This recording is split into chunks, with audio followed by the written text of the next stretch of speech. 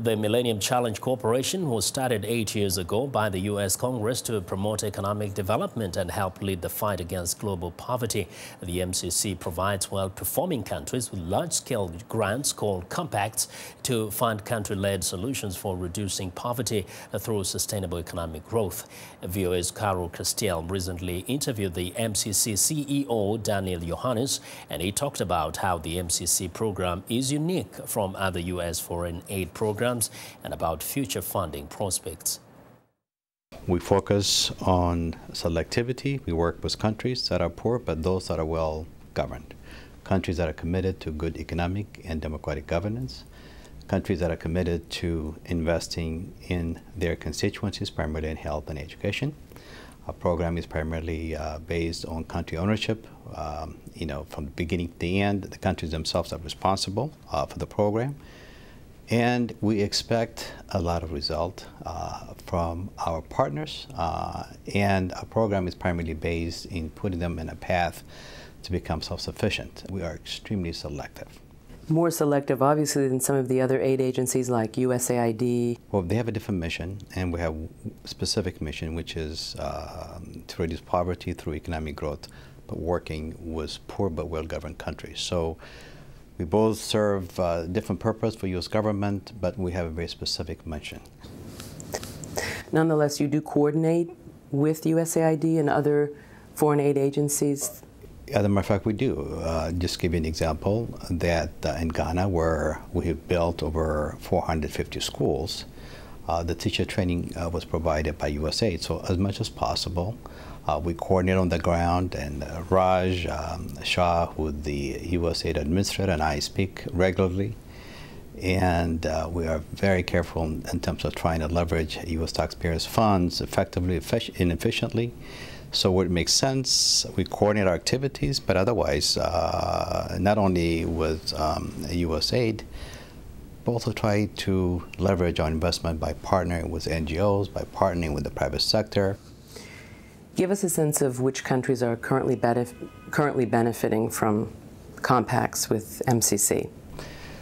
Well, currently we have compacts in Tanzania, and we have compacts in Mozambique, Lesotho, Namibia, Senegal, Cape Verde, a second compact, who completed our programs very successfully. You talked about Cape Verde. I know that it has been very successful. It is the only country that has received a second compact? That's correct. They were the first country to receive a second compact. And why is that? What makes Cape Verde so special? Well, when we look in terms of second compacts, we look in terms of what had been accomplished. What kind of partners were they? And how did they do the investments that were allocated by the Millennium Challenge Corporation? So number one, they were extremely successful in terms of getting the first compact completed. It was not an easy project. It was a very complex project. What was it exactly? It was concentrated, number one, was on the expanding of the major port in Praia, right? And they got it done less than 5 years. Those kind of projects, in some cases, it takes a very long time in some areas, but they got it done. And we also had an agriculture program. We also had infrastructure program to connect some of the rural areas with the city to make sure that they have access to school, access to markets. And then also, the success story about Cape Verde is, when they were given the first compact, they were a low-income country. But in the process, they graduated to LMIC, which is low-middle-income countries, which means they were competing now with other LMIC countries. They did extremely well in their scores. Daniele Yohannes, you know better than I do the constraints we have here in the United States with regard to our budget and the deficit and the debt. So that leads me to ask you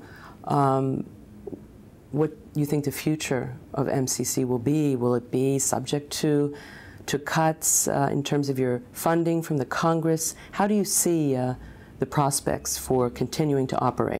Our funding today is less than what it's been 4 or 5 years ago, definitely. And frankly, in the next few years, I'm not sure it's going to get any better.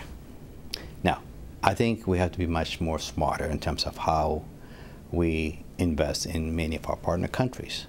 At the end of the day, it's not so much about the money, it's how well it's invested. You know, our approach to development is like a business. We only invest in those projects that are expected to have a very good economic rate of return for American taxpayers and also for our partner countries. So, in addition, what we've begun to do is to team up with others, whether it be the private sector, other NGOs, other government development agencies here at home or abroad, is how could we have the most impact with the very few, very precious resources? How do we get the best return? And how could we make it, get the biggest bang? So our strategy is to reach out to others. But clearly, in this environment, you have to be extremely careful and be extremely selective where you deploy American taxpayers' funds.